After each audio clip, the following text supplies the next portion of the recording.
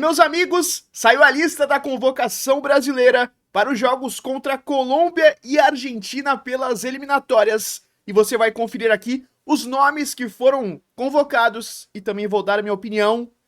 E tem nome polêmico de fora e você vai entender nesse vídeo de hoje. Bom, o técnico Dorival Júnior convocou hoje os jogadores para os jogos do Brasil diante de Colômbia e Argentina, válidos pelas eliminatórias para a Copa do Mundo 2026. Os 23 nomes estão definidos. A lista teve o retorno de Neymar, que fez a última partida pela seleção em outubro de 2023, quando sofreu uma grave lesão no joelho esquerdo. E aqui a gente vai ver a lista, aqui já deu alguns spoilers, mas vamos lá. O primeiro desafio do Brasil será a Colômbia no dia 20 de março. A partida será disputada no estádio Mané Garrincha, em Brasília. A Argentina será adversária no dia 25. O Brasil é o atual quinto colocado nas eliminatórias. A seleção tem 18 pontos e aparece atrás de Argentina, com 25, Uruguai com 20, Equador 19 e Colômbia 19, ou seja, conseguir esse resultado positivo contra a Colômbia já faria o Brasil passar a Colômbia, né? E contra a Argentina encostar. Então, é bem importante que o Brasil consiga essas duas vitórias, ou pelo menos essa vitória contra a Colômbia em casa e um empate contra a Argentina fora de casa. Bom, aqui nos goleiros não tem muito mistério.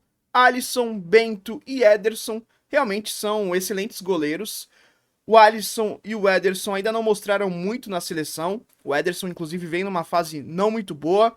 Já o Alisson catou muito no jogo de ontem contra o PSG, meu amigo, que ele defendeu ontem. Eu espero ver uma partida do Alisson assim na seleção, porque é inegável que o Alisson é um grande goleiro no clube. Mas na seleção, por mais que a gente tenha visto pouquíssimas falhas dele na seleção e em Copas, acho que a gente nem presenciou alguma falha, a gente espera um goleiro milagreiro, né? É isso que precisa, principalmente pensando em Copa do Mundo. A gente viu um Dibu Martínez, por exemplo, pegando o exemplo da Argentina, catando tudo.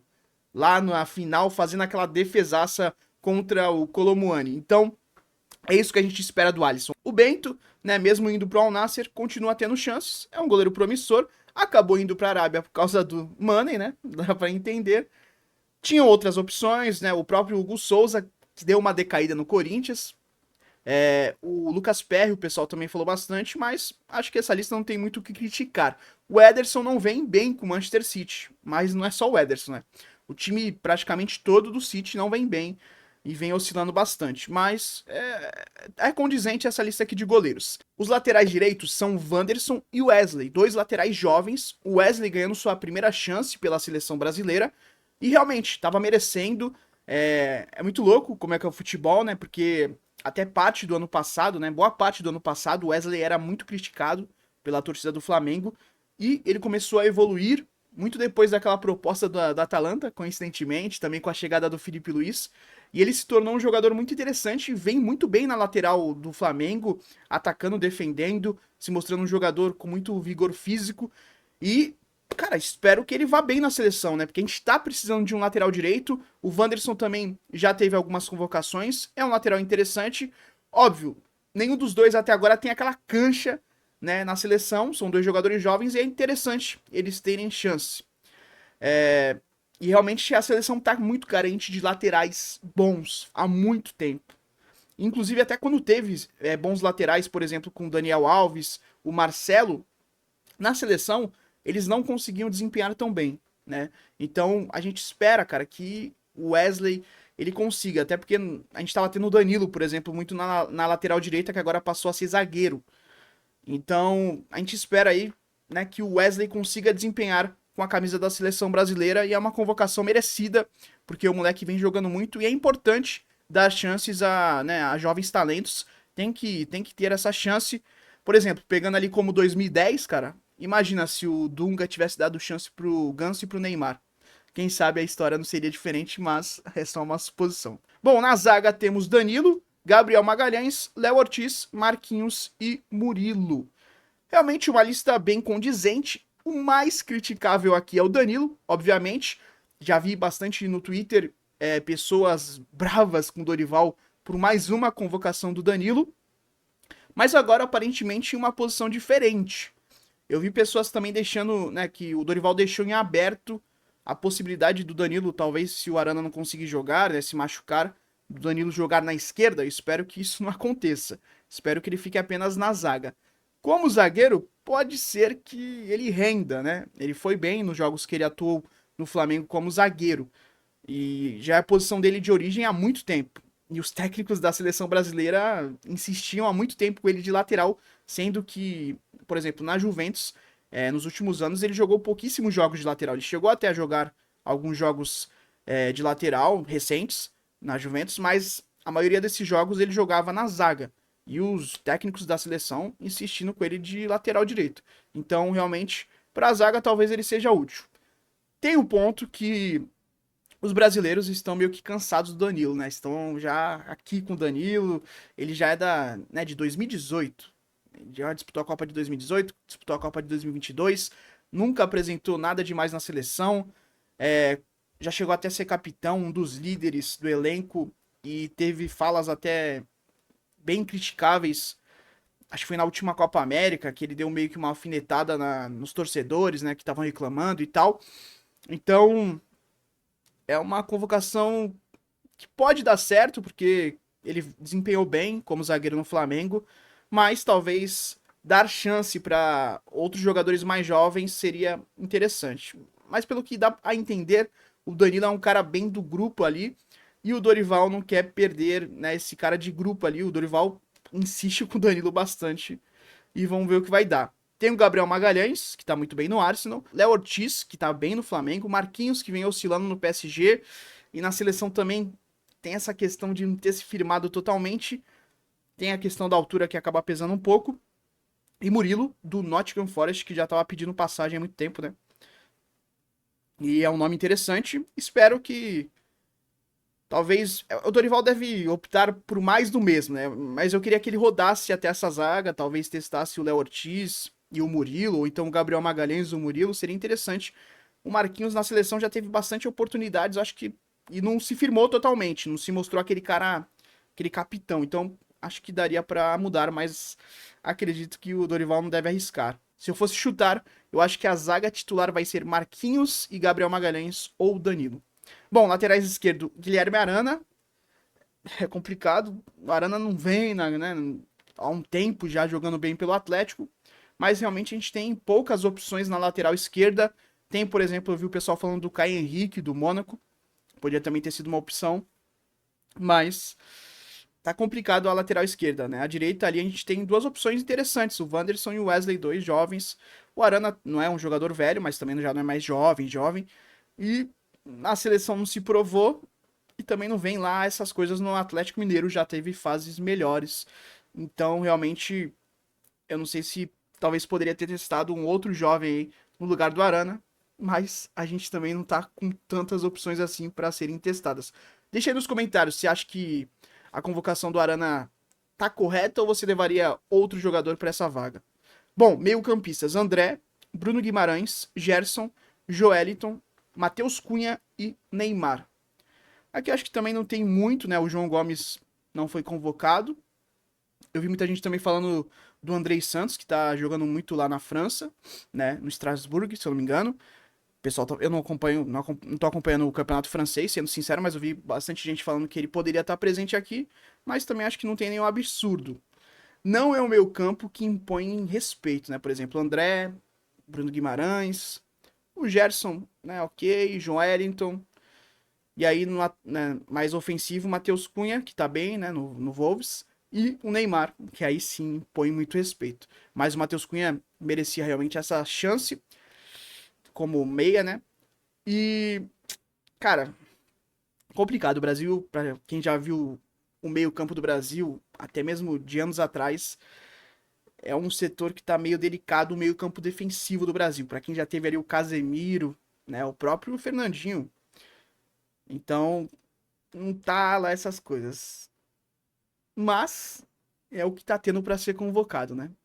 Agora, pra mim aqui, a maior polêmica. Temos Estevão, que vem jogando muito no Palmeiras.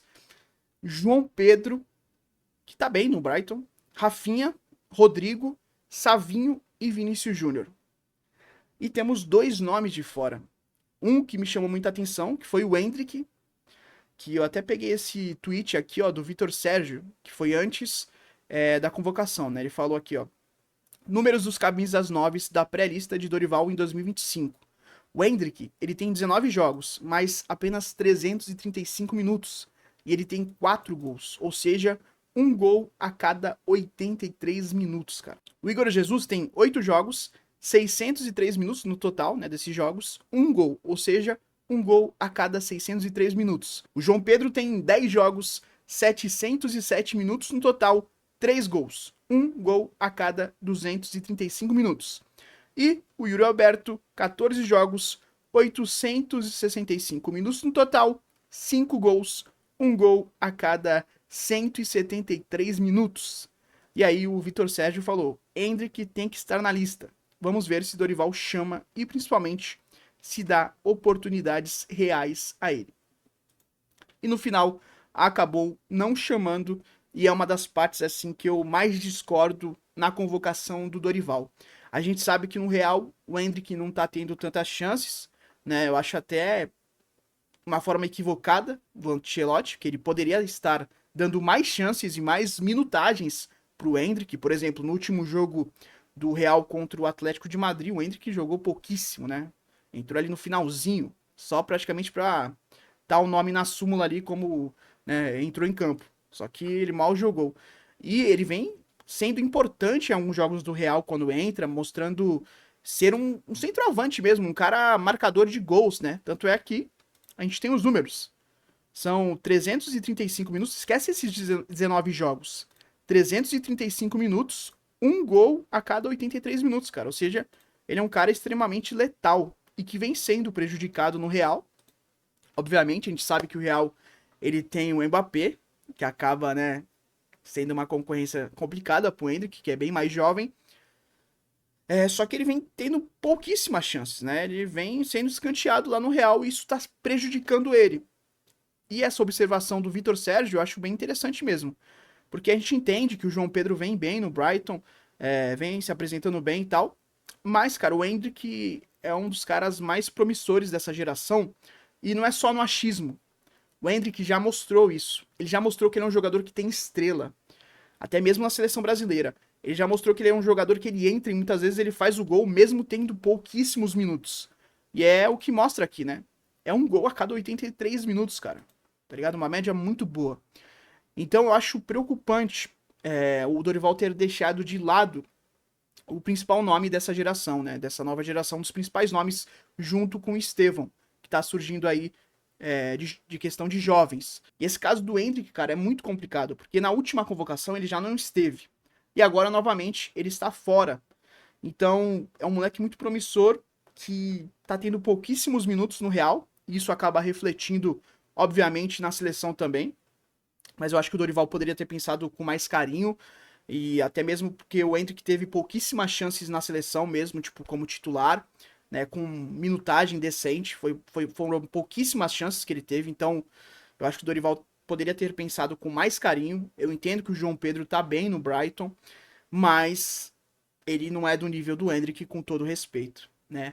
O Endrick, ele tá no Real lá sem chances praticamente, com, né, pouquíssima minutagem, mas mesmo assim, com pouquíssima minutagem, ele mostra muita qualidade. Ele mostra que ele é diferente. E ele mostra que é um dos grandes expoentes dessa nova geração. A concorrência no ataque é muito grande. O ataque do Brasil é um dos mais fortes desses últimos 10, 12 anos. Né? Tipo, é muito forte realmente esse ataque do Brasil. Tem muitas opções e jogadores que estão bem. Rodrigo, o Rafinha que tá deitando, o Savinho tá bem no City também, o Vini Júnior, o Estevão, né? Então, o próprio João Pedro, o Endrick, que quando entra vai bem no Real. Então, tem muitas opções. Mas eu acho que o Dorival poderia ter pensado com mais carinho, porque o Endrick é um moleque diferente. E não é querendo puxar saco, não, mas tu vê que ele tem uma estrela, que ele é algo diferente, que numa Copa do Mundo, um moleque desse do nada pode ter a estrela de fazer um gol decisivo e importante. E a gente tá precisando de um atacante. E o Endrick é esse cara de força, é um cara que o pessoal critica muito, que às vezes é meio maldoso, mas, cara, isso daí em jogo de seleções, às vezes é importante. Óbvio, não pode perder a cabeça, mas dar uma chegada mais forte, né, ter uma imposição ali, é importante nesses jogos assim de seleções. Então, eu acho que o Endrick não poderia estar de fora. Pra mim, acho que é o maior erro do Dorival. Muitos criticaram o Danilo, eu entendo as críticas, mas acho que talvez o zagueiro até renda na seleção. De lateral não tem mais como. E espero que, se o Arana machucar, que o Dorival não invente de colocar o Danilo na esquerda. Pelo amor de Deus, que não dá pro Danilo jogar de lateral. Isso já foi provado e muito na seleção. E também não dá para ele ser capitão e um dos líderes do elenco. Um dos líderes ele vai acabar sendo, né? Mas capitão não dá. Tivemos também o Luiz Henrique, que ficou de fora da convocação.